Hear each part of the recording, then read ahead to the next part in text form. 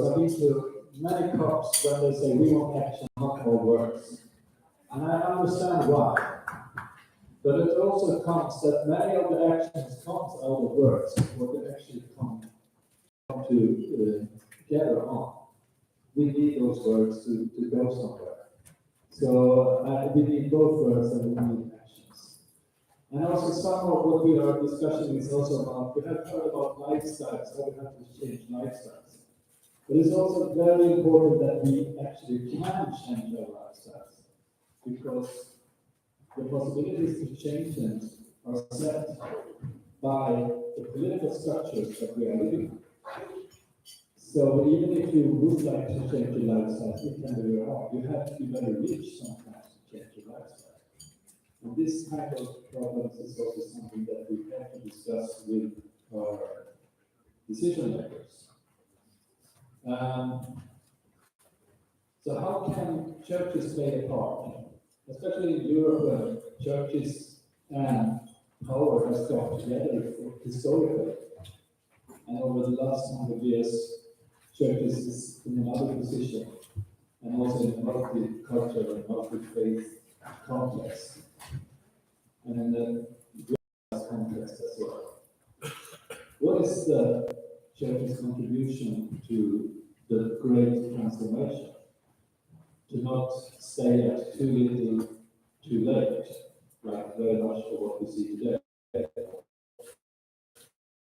What is the giant? What is the churches and faith communities? So I'm very happy to start this conversation and start my children to see where I am. That's always not really first. So I will start to give the floor to Marianne Bigum, member of the Danish Parliament, vice chair of the Energy and Utility Committee. The floor is yours for 10 minutes. Thank you so much for the invitation and for the really inspiring speeches so far.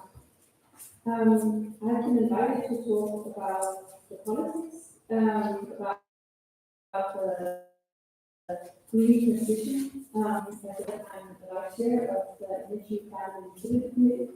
I also sit in the EU Committee and in the Church Committee. So I have a lot of things to talk about, but I only have 10 minutes, and I want to start with a bit of briefing about my views on the European Union policies or politics.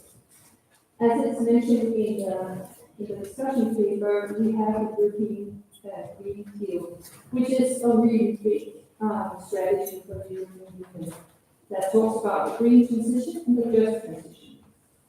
It is an extremely important tool that's already having a large effect.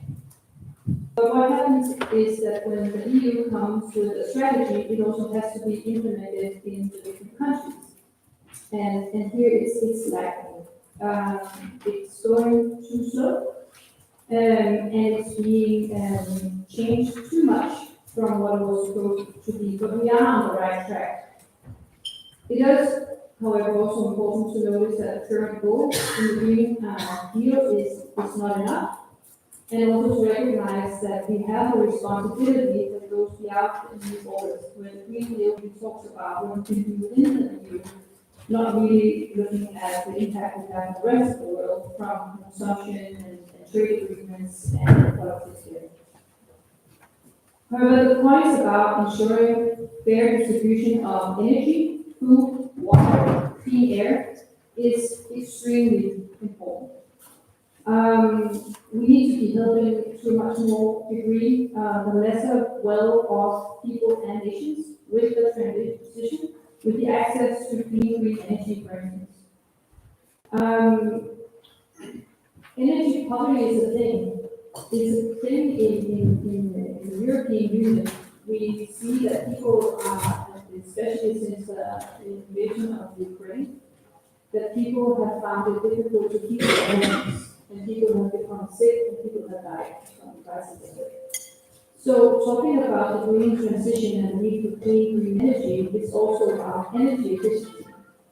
And energy efficiency is that we also need to be saving on energy. We need to be making our houses more energy, less energy consumer. We need to have electronics and industries using less energy. That's a really big part that is not receiving as focus as it should be.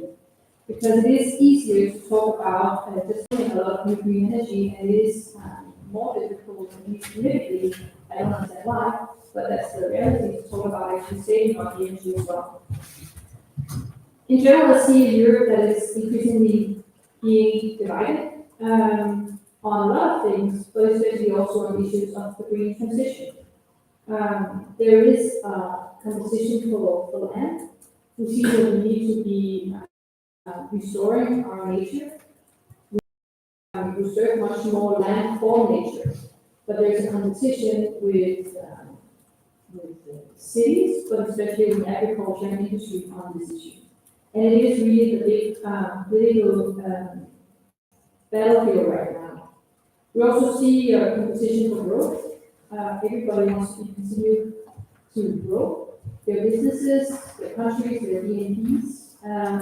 Few, if not anyone is talking about that we can not grow as much so that we can let other grow more, both within the EU but also outside of the world.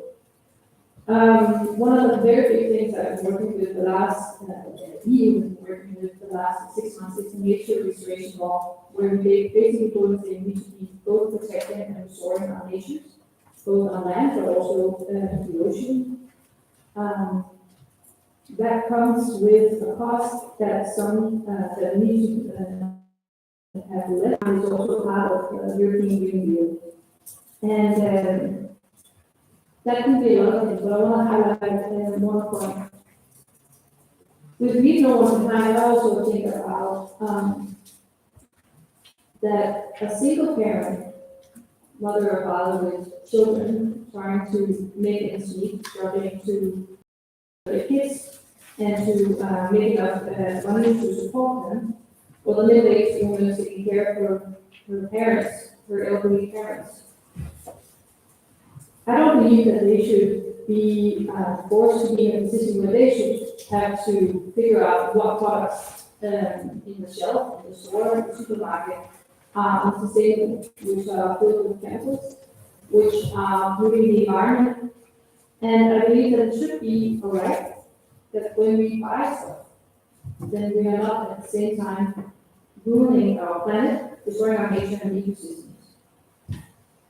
And that brings to one of the key points of the discussion here is that I really think is very interesting is about the lifestyle of consumerism and efficiency.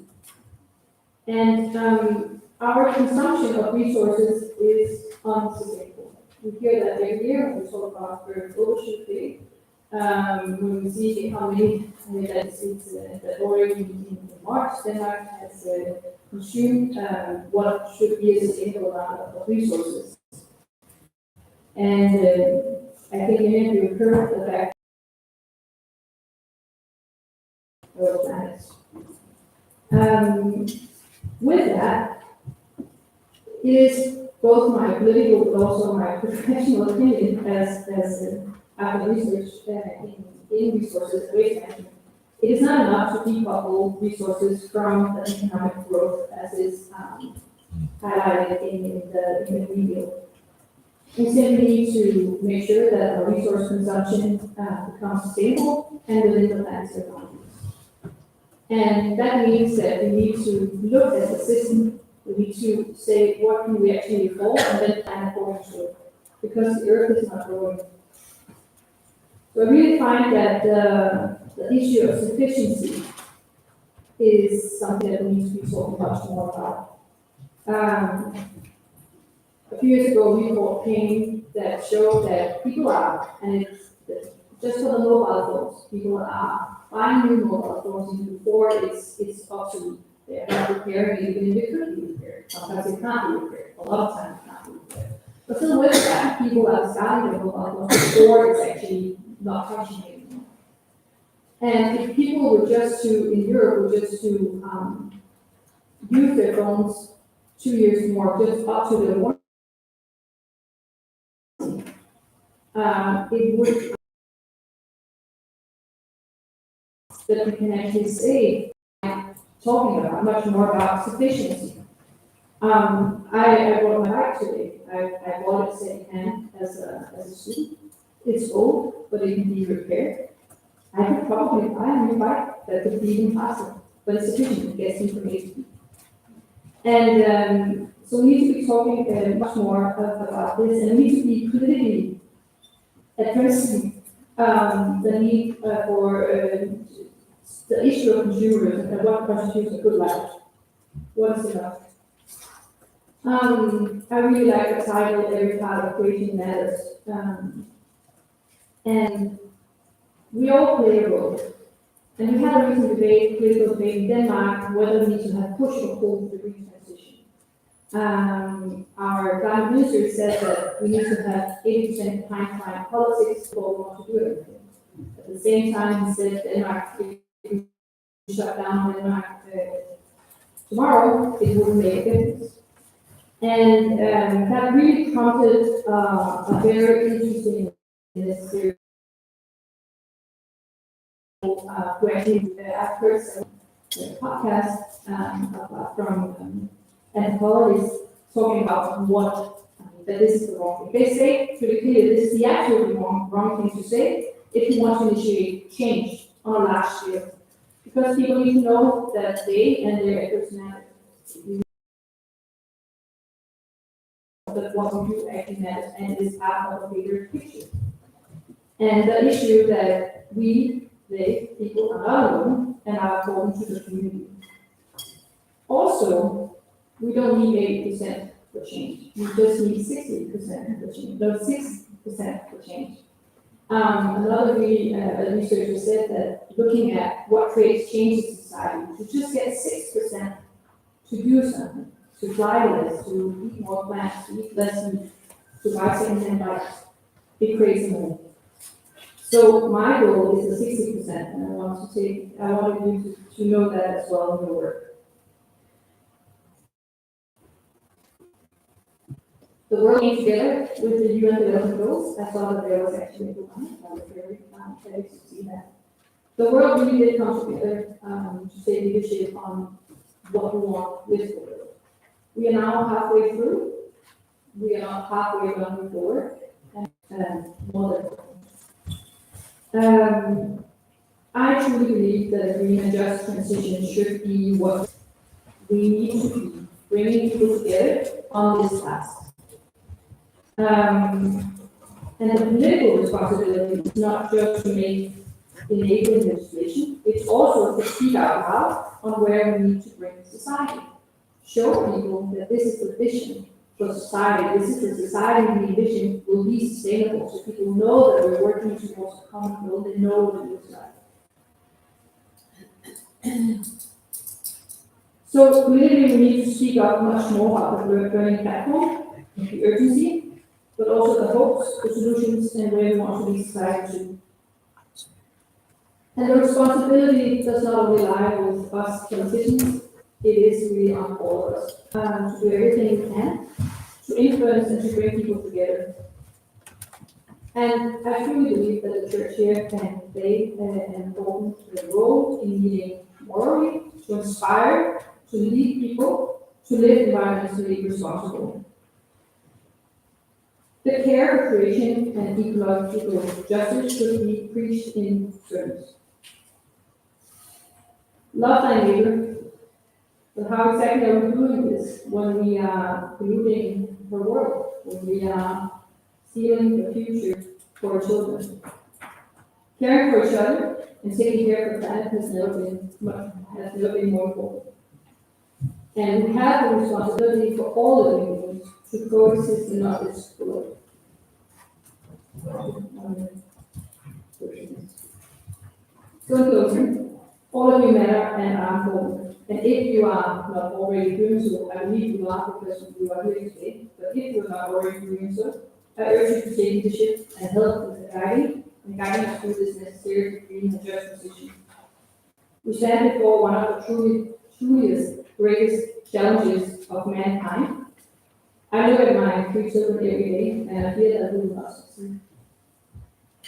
But then I help them and I go out and I do everything I possibly can.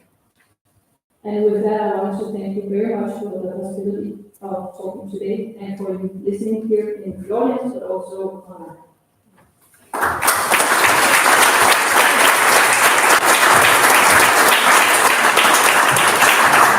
Thank you so much, Marianne. I give the word to Kees. Please, introduce yourself. Words, he said. And then yesterday, a lot of good things have been said already. So yesterday night, I tried to reshuffle my notes that I had prepared because a lot of other things have been said. But let me start with a personal level. When I was a boy, I asked my father, "Are there any flowers, birds, and butterflies in heaven?" He pondered about this question, and then after a while he said, "No, there are not, because they don't have any soul." I was utterly disappointed. I am a simple Quaker and a simple ecologist, and I love my butterflies. I said therefore to my father at that time, "If there are no birds and flowers and butterflies in heaven, I don't want to go there." Then he was shocked in this way. But now I'm already losing my birds and my butterflies and flowers at a fast rate already here on Earth. Right? So this intertwines climate and biodiversity crisis is a real concern. Now this morning, as a preliminary, some environment, Antonella talked about the importance of metaphors and words. I will come back to this. And Bishop Peter talked about the importance of verbs in this book. I have just illustrated. But Bishop Peter also quoted Darwin. Darwin is very often misquoted because Darwin is not about the survival of the strongest. Darwin wrote about the survival of the fittest. And that means that every organism should find a close fit with its niche, with its environment, with its ecosystem, and then it will survive. Well, humanity has failed in that aspect to find a close fit with creation. Now, I like to focus a little bit on 2 root causes of the interwoven crisis. That is climate and environment. First of all, language and culture. Not only my father, but already the philosopher Descartes considered humans unique, as they have souls, while, quote, of Descartes, the rest of creation is unthinking material. On the grounds of recent research into, for example, communication and language of whales and capacity to sense grief by primates, I wholeheartedly disagree. Moreover, in all our European languages, we speak of the environment, and there's a task here for ECEN to consider this more closely. The word environment is part of the problem rather than of the solution. As if we humans are at the center of it, whereas actually we are only part of a vulnerable ecosystem. A system we are continuing to harm, whereby we will ultimately harm ourselves. Similarly, we use language such as natural resources, raw materials, and ecosystem services, as if the whole of creation is only there to serve humankind. This is the worldly or secular equivalent of saying that humans are the crown of creation and are given domination over creation. In my view, we are called to be good stewards, and the image of the ark reminds us that we have to save all, not just ourselves. The core of these crises in heaven, as ultimately they would no longer be able to pump up water to their treetops. We should emulate those ecosystems in the world that are highly mature, tropical rainforests and coral reefs. When maturing, they produce less and less waste and use energy more and more efficiently. Nothing goes to the opposite. They produce more and more waste and use energy less and less efficiently. Now, I was privileged to moderate this working group that produced this document. And in a nutshell, the document, as Peter mentioned yesterday, recognizes that the EGD is a complex and ambitious program aiming to transform European economies into more sustainable and circular ones. However, we also have some reservations. These are: the EGD does not question the growth paradigm of EGD. It suggests that it would be possible to decouple growth from carbon emissions. I would argue that we need to move beyond that and consider seriously whether another economic model is possible. An economy of sufficiency, a circular one, opting for degrowth, or at least for selective growth. The EGD states, that's the second point, that no one should be left behind. You mentioned this. We couldn't agree more from the church perspective. An alternative sustainable economy should also be a fair one. This should not be limited, however, to policies at the international level to make sure certain member states or regions within the Union are left behind. It should also be applied at national levels to make sure that the energy transition will not become yet another burden for the precarious and cause energy poverty. The third point is the EGD states that this policy framework is at one and the same time also the EU's SDG agenda. Right now, we feel this is merely a statement. This should be worked out in much greater detail, indicating in what way certain parts of the EGD are contributing or even contributing to the various SDG goals. The fourth point is an analysis of the effects of the EGD on the southern hemisphere is totally lack.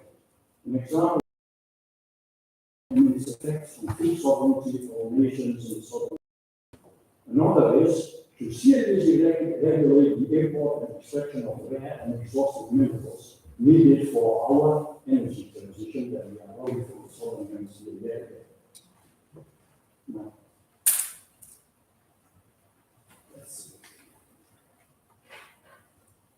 we must therefore move away from growth, and I'm not only here to advertise our work, as Jason here in his wonderful book argues, the book is titled Less is More, another beautiful title. We need to rediscover that creation is a sacred gift to be treasured. We need to develop an economy of simplicity and sufficiency, a circular one for the welfare of our fellow creatures and our fellow human beings. After all, in the northern hemisphere, we can afford to live simply. But our neighbors in the southern hemisphere can often only hope to simply live or survive. So, some of you refer to this as our own country, my own country, Netherlands.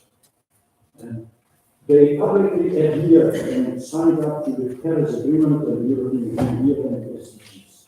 But for many years, the Netherlands asked for an exemption, the so-called derogation of the EU nitrate manuring rules. The result being that even most of our vulnerable nature reserves suffer biodiversity losses due to very high concentrations of nitrate, phosphate, and pesticides.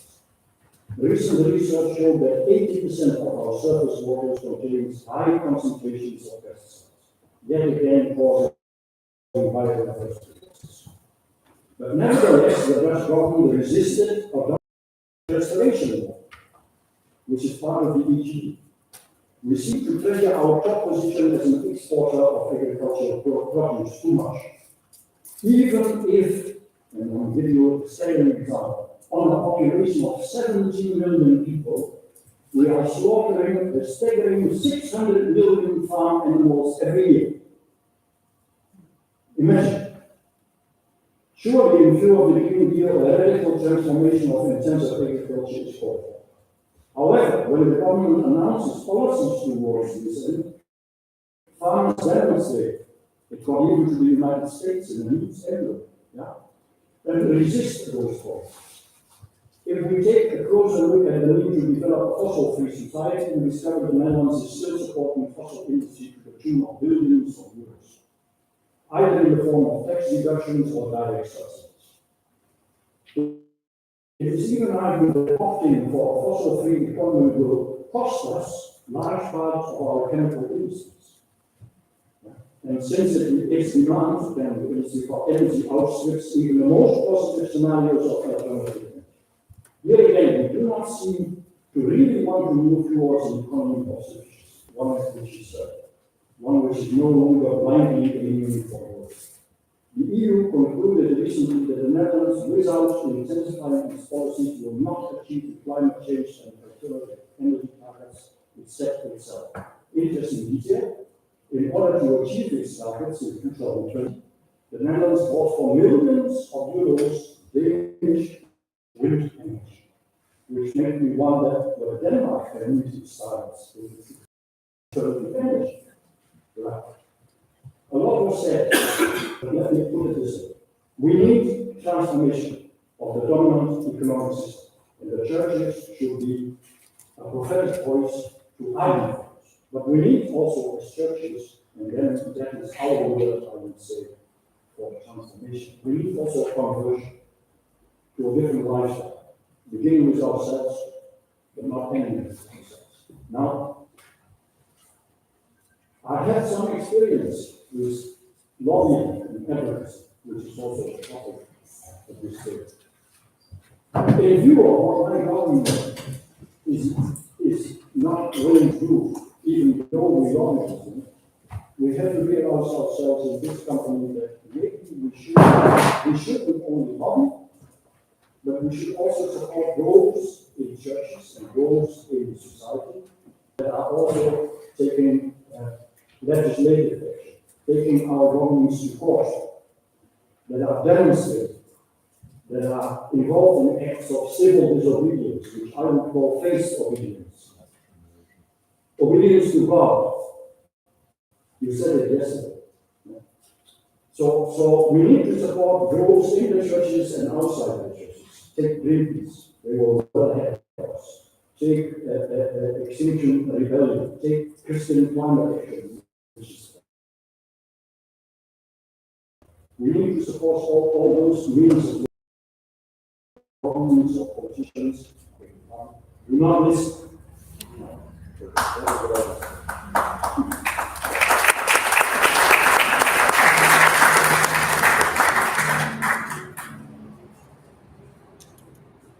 Thank you so much. I did work out to work as a church. It's on. And also my boss. So I will give you just 10 minutes. So I am here as a guest and listening to an internal conversation. And I therefore speak as someone who is interested in what you are talking about, but being aware that this in some way an internal conversation when I bring an external perspective. My view to this conversation is someone who is coming from Zimbabwe, from Africa, from the global south, is that I look at the climate and environmental issue as a justice concept. The Western countries, and of course some in the Eastern part of the world, China and India, then consume and pollute more than countries and communities in the South. The countries that suffer more, that suffer the consequences of the actions of these countries. The most responsible countries are not acting on the global agreements, not because they are not able, but because they do not prioritize. We saw that the investment, for example, in COVID-19, and now in war in Ukraine, with so much commitment, because there was political will. So we can realize that there is a possibility to invest in our global commitment to the climate crisis. But so far, there is not enough political will. And that's why we look at this issue as outsiders, as a justice question. Now, there are some justice issues that I want to highlight here that are not unfamiliar to you. First, this issue is an issue of global inequality, where developing countries that have contributed less to the climate change often bear the brunt of the impacts due to the vulnerability and limited resources to apply. The second issue is historical. Industrialized nations historically emitted the majority of greenhouse gases, contributing to the current crisis. Climate justice calls for these countries to take greater responsibility in reducing the emissions. And this is not happening at the moment. The third issue is the question of what are the consequences, including displacement and migration. Climate change can lead to displacement and migration due to rising sea levels, extreme weather events, and resource scarcity. Vulnerable communities often have to relocate, leading to loss of warmth, cultures, and life. The biggest challenges with this is when they come to this. So we see thousands and thousands of young people perishing in the Mediterranean Sea.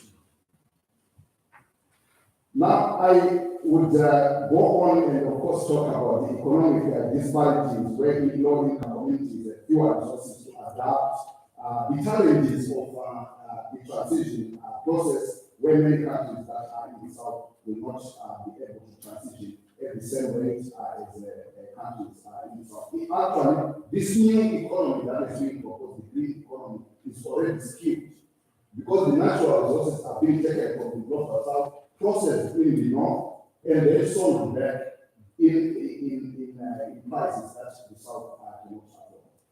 Now, the question is what needs to change. I like the word repentance that I had earlier, but I think the first word that I like was conversion.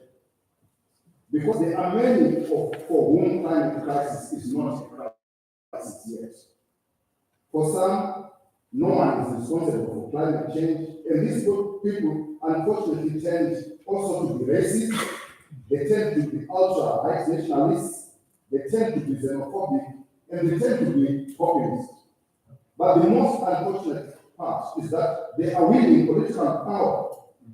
We can see that the liberal democratic narrative is losing ground because it has proved to be hypocritical. It is losing credibility, and therefore there is need for conversion to the reality that the earth is deteriorating as a result of human action or inaction, and that we need to change our systems of production, consumption, and waste management. I think in addition to conversion, there is need for repentance. Repentance here means that there is need for change of direction. It is about changing from greed and selfishness to solidarity and cooperation. Many Western countries continue to emphasize the idea of national interest. If we are going to change the world, we may need to change this. But this also requires a change in our theological assumptions. I find the biblical zooformism very helpful in that God is sometimes presented not humanity, but also taking the other forms of creation. The appearance of the Holy Spirit like a dove in the New Testament is a case in example. We can think about God taking the form of other aspects of nature. We can see, for example, that the Psalms present the plants clapping their hands and the hymns celebrating with joy. We hear about waters we hear an interesting story in Judges chapter 9, verse 8 to 15, where we hear the conversation of the trees. Such creative theological understanding, theological change will also change the way we look at the world. But this will lead to a change of cosmology from transaction, from consumption to a more cooperative coexistence model. This leads to a non-objectification of the earth. But the other aspects of change will require policy change. The Western world should in my view, honor the commitments already made regarding mitigation, adaptation, financing, and collaboration. The last talks, for example, established an agreement to fund and compensate vulnerable nations for loss and damage for climate-induced disasters, and this needs to be realized. Climate justice requires implementation of equitable policies that consider the needs and the perspectives of the marginalized. This also requires including the affected communities in the decision-making process. If we are talking about the corporate responsibilities, we may also want to look beyond corporate responsibility to think about corporate justice. The reason why many fossil fuel companies continue promoting a fossil fuel agenda is because none of them are held liable as individuals. No one is sent to jail for destroying the earth. If this is not the agenda, we must start pushing where individuals are held liable for the destruction. Last but not least, I'm glad that we are committing ourselves to a holistic approach. If we are going to make a meaningful contribution, the Christian heritage gives us a rich approach where we do not separate our spiritual and theological commitment to our economic and social vision for the world. And if justice and just relations between people and our righteous standing before God informs this agenda, we may start to make some progress. Thank you.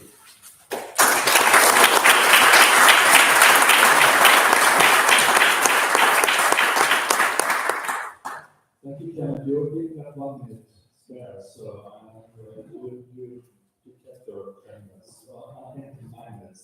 So, please, I give the floor to Fiona Paulus for the Ecumenical Youth Council. Yes, thank you. This is very hard to go after you, but I will try.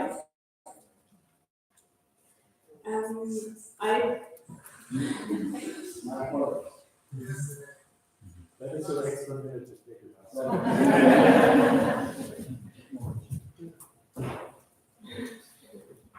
I have to briefly introduce myself. I'm Fiona, and I'm from Marianne, Germany. I'm the chair of the Youth Council there and delegate to the Senate.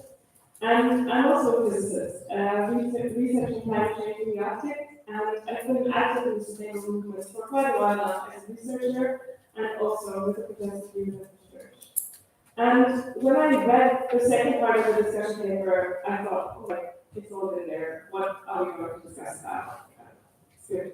And I have to be honest with you, I find myself growing more and more frustrated with the state of the earth and also with being at all of these kinds of discussions, going around and around again, and feeling that there are so many people like me in this room that want to push their change, that are active and that are working on it, but we still don't really see it, or we see it slowly. And I'm, again, as I said, I'm a scientist, and I see all my colleagues already serving all of the answers that we need, and we know what to do, but the change that we see is way too slowly for the fast change in China. So maybe some of you also know this feeling. And then I was 2019, and the presentation of the European Green Deal, and it gave me some hope. It was a blueprint for change driven by policymakers, leading us on a more sustainable path forward. Perhaps maybe actually meeting the Paris Agreement. But since then, I think we have the question, and that's also what the paper does, if the ETP actually addresses all the essential areas needed for a sustainable future. And it certainly includes a wide range of initiatives like the emission reduction targets and biodiversity restoration efforts. But for me, the question is less if what was promised at the launch of the ETP, but actually to which extent and with how much efficiency is implemented. And to fulfill its promises, the legislation needs to consider the interconnected challenges of inequality, economic justice, and global cooperation. Always keeping in mind the intergenerational conflicts that come with the crisis mainly caused by the older generation, just because they've been living in this fossil age for longer, and younger generations like myself having to pay the future bills without playing blame games and hardening farms and communities, because that hinders fast and efficient change. Because everybody is needed, and still the different generations are disproportionately affected in the future. So I'd like to give an example that is also outlined in the discussion paper and it's very close to my heart. So we all know that renewable energies are necessary for fair and sustainable energy consumption. I think it is important to recognize that transitioning to renewables should not perpetuate existing inequalities, and I guess you all agree. The transition itself can bear costs that disproportionately burden vulnerable communities, and therefore the ECEN must ensure that marginalized groups are not left behind and that accessible clean energy becomes a right rather than a privilege. It's clear that the accessibility and affordability of clean energy sources aren't solely about the environment.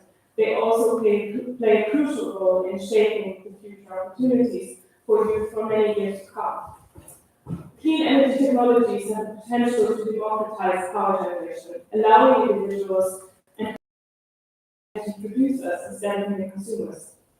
And this could pave the way for reduced energy costs, increasing energy independence, and a decreased reliance on environmentally detrimental fossil fuels.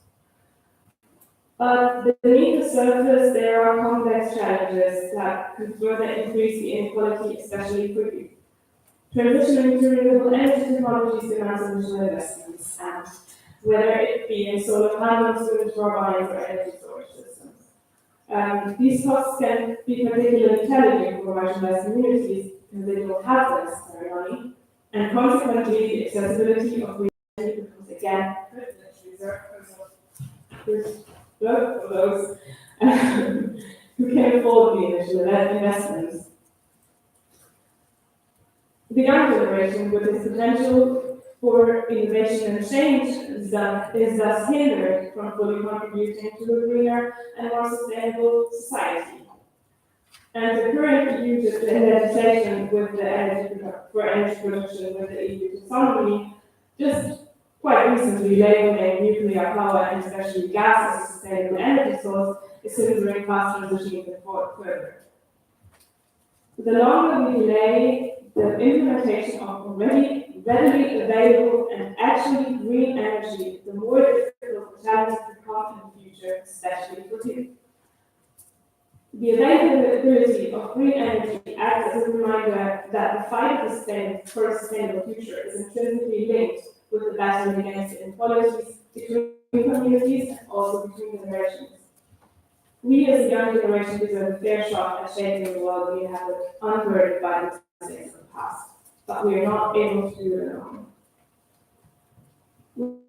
We acknowledge the intergenerational debt to nature that we are inheriting. Our lack thereof today will echo for decades and shape the world of our descendants. And you could say that the Green Deal becomes a testament to our commitment in repaying this debt. I think it is the obligation of the European government to ensure that the EGD is carried out in a way that actually addresses these vital questions and fulfills its promise without falling short. As part of society's inclusive transition, I see the role of churches and faith-based communities as central. Our moral guidance and rooted in principles of compassion and interconnectedness can inspire individuals to live in harmony with their surroundings. And by amplifying our voices of sustainability and advocating for ethical consumption, churches can drive transformative change from within the communities.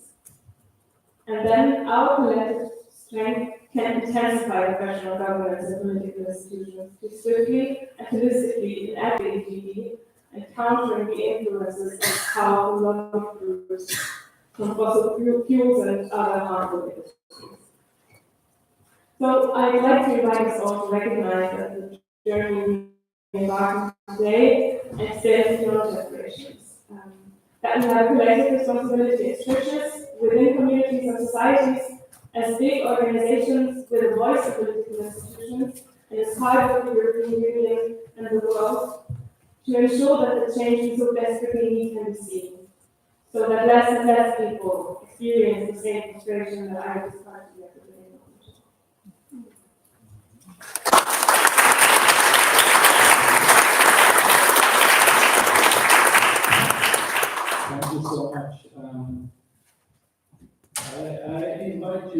to respond to what you have heard, is there any special thoughts or something that you want to develop some more from your thoughts? So I feel open to anyone who first raised their hand.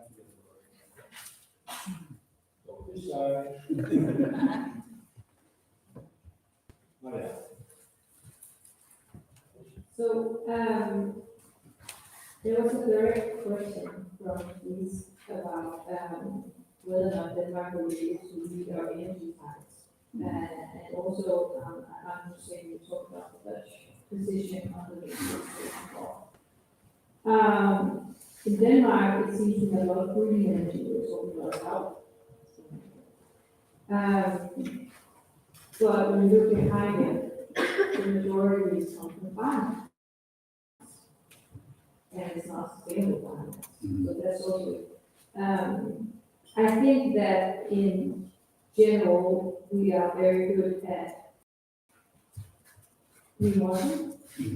Letting people know the thinking that we're on the right path, while at the same time we cling on to preserving the existing industries, large-scale industries that just want to continue to export, that don't want to change. And I think that it's really an important thing to recognize that despite that we all seem to be agreeing that we want to bring transition, in that transition, the old ways have to die.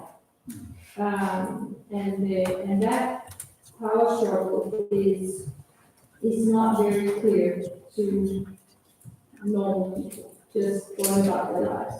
But I see it in the Parliament, and the way that we lobby, the way that the governments take different interests that are to preserve the area. And on the nature reservation law, Denmark also was opposing it for a long time. They said it didn't, and for those who maybe not familiar with the nature reservation law, is we have in Montreal that 30% of nature needs to be restored, we have 30% nature. And this is the first, I think, in 30 years, nature bill of Europe that actually will force the European governments to go from talk to actually binding targets. So it was a big struggle, and it almost fell. Because of industry, agriculture, conservative powers that don't want to give up space for life, for nature. And Denmark, in the end, we ended up supporting it, but it came at a very big cost because we undermined it quite significantly on important issues.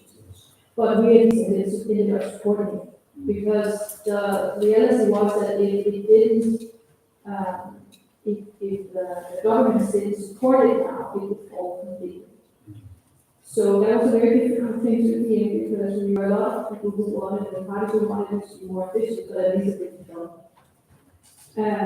And speaking, now we're in a European setting with this, but I think we all need to recognize that in the European Parliament right now, and the governments, they are not green. I mean, the green majority is very slim, it is there. And we have European elections coming up, and it's a struggle. I mean, the conservative and the liberal, of course, and it's not because I want to be perfect, it's just like the analysis that you need to be aware that when it comes to actually, voting and wanting to do something, it is a very black European Parliament and governments that we have. But the hope of this is that when the Danish government, in the end, they undermined it a lot, but they ended up supporting it, it was because the communities and people and Green parties really pushed for them. So they could not, because we took them on their words. They say they want to transition and they don't want to do something. And that gives hope for the future. So we are changing things, still a lot too slowly, but I'm really seeing that we are pushing and that is helping to push also.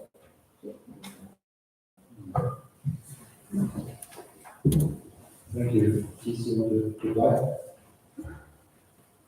Well, The example I gave was the staggering numbers of farm animals being slaughtered. I mean, it is quite obvious that in the Netherlands we have to change this intensive agricultural system that we built up in the past.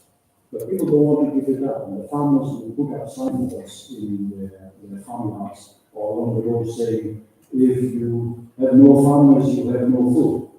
But you see, this is actually quite misleading, because 70% of what they produce is being exported, and it's being exported mainly also to Africa.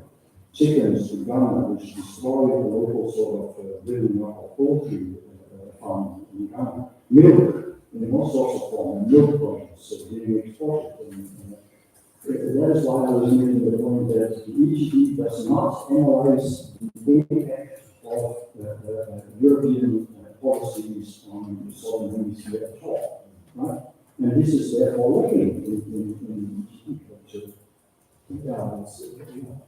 I of course was amazed by this list about the Dutch wine and milk which you condemn, which is what you constantly know.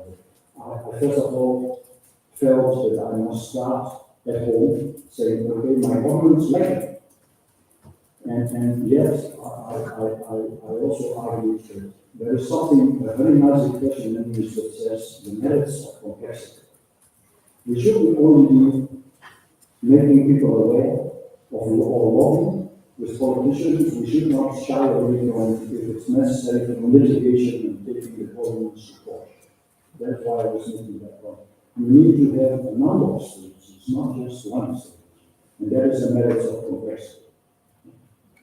Complexity. Kenneth, I think that I heard we are talking about greenwashing, and we're talking about how to get minerals to the green New Deal and making the green society. Is this kind of new green colonialism that you can see, and you elaborate a bit on that? I think the fact that this conversation is not looked from the perspective of continuing colonialism, I think makes it easier and comfortable to deal with. But I think if we looked closely and saw how much this is continuing extraction from one part of the world to improve the quality of life in one part of the world, while the other part becomes a waste. I think this would drive this point home. The inability for Africa to be food self-sufficient. We became aware after the war in Ukraine that the thousands and thousands of tons of food was coming from Ukraine to Africa, making it almost impossible to invest into agriculture because it will not be competitive. When subsidies come from Europe to come to Africa, Africa cannot compete. And so I think this continuation of the colonial economic model needs to be revisited because it's not only creating a problem for our present moment, but this will create a huge problem in the future. Because if you check what has been happening in the last few months in West Africa, the number of coups we have there, almost 8 of them, and many of them are protesting what Europe is always saying, this is a democratic, liberal economic model. Yet it's siphoning raw materials from Africa to finance the energy in France, when the women in the village are traveling long distances to look for fire. This injustice needs to be on the table when we are deliberating in this area.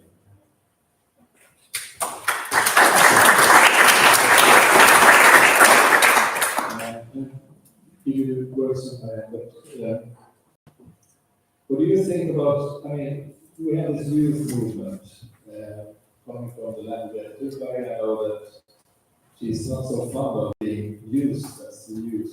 She called it youth washing, that's greenwashing youth.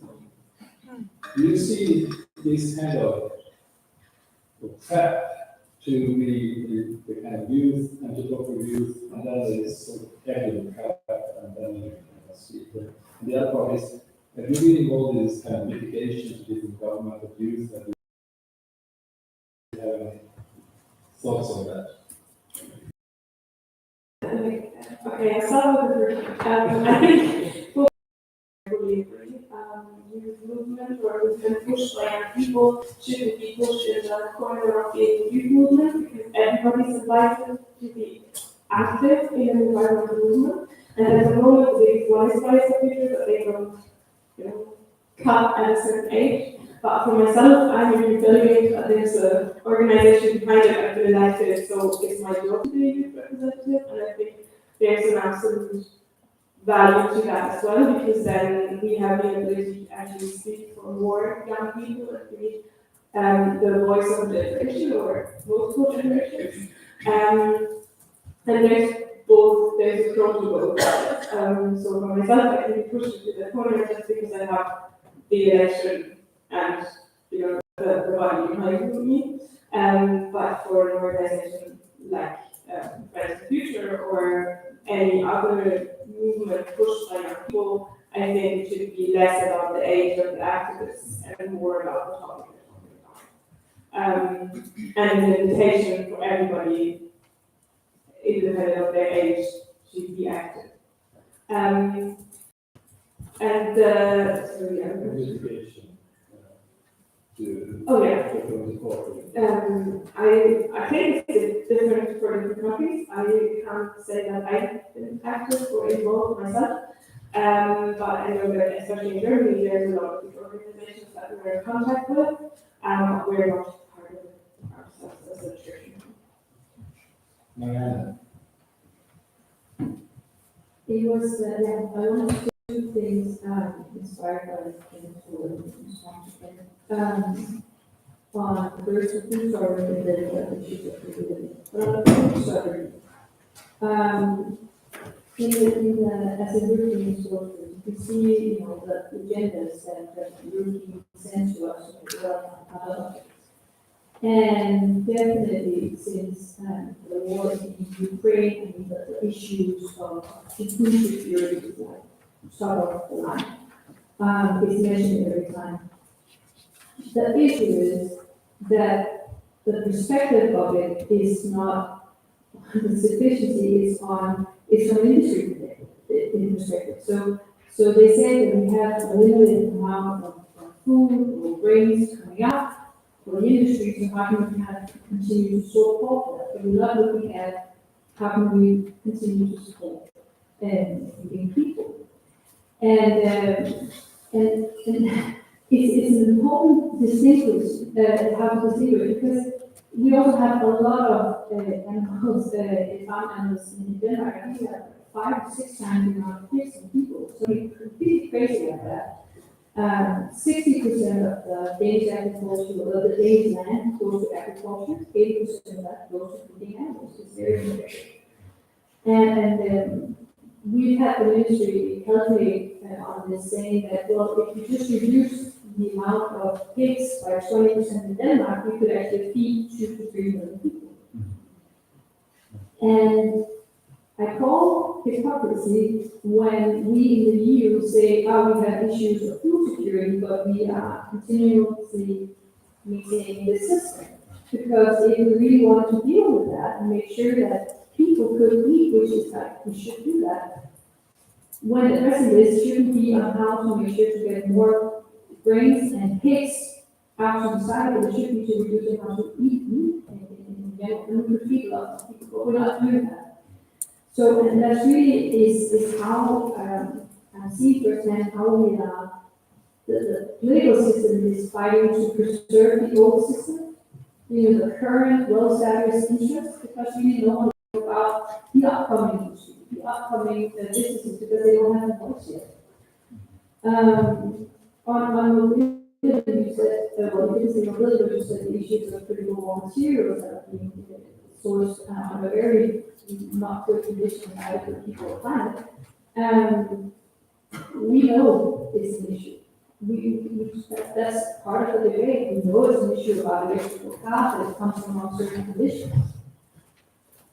So it's not the lack of knowledge, but the politics that when we talk about it, it's just how to get green cars because we are fixed in a system of a certain type of mobility, where we're not, where we should be is reinventing the system and looking much more on mobility as an aspect. So how can we share cars? How can we take the train? How can we take bikes? How can we develop sites so we don't need to travel so much? And so it's not a lack of not knowing, because unfortunately we do, but the politics are not supporting the knowledge and the complexity and all the solutions we have to do.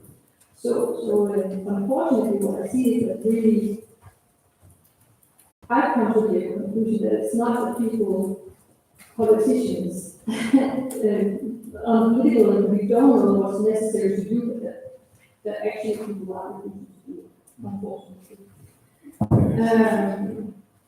But we are new people, young, and everyone, pushing that agenda, hoping for the future. We all open up the floor, but just Fiona first, you want to say something? And I want to react on that and what else is particularly because I totally agree with this. I have the same feeling. And I think, like, you said that the percentage of green parties in the governments are quite small, and I agree, but I would also want to hold other parties responsible to that. So it's not only the responsibility of green parties to go there, and I know that's not what you wanted to say, but so we are a Christian organization. There's a lot of Christian parties that say that they hold up the same standards or the same ideals as we do as the churches, but they don't act on it. And there's been so much discussion this morning theologically and also now that we have to hold them responsible to that. And yeah, accountable for that. And the same goes for social parties, because in their ideas, the parties were founded in the movement, there is all that's necessary, like it's all in there, it's all known, and it's all what they have to do when they actually go for what they say they do, and they don't. And it's our responsibility to come and accountable for that, and independent of which party it is. Thank you. Yeah, thank you. I would like to comment and do a suggestion. My name is Marianne Bigum. I'm one of the founders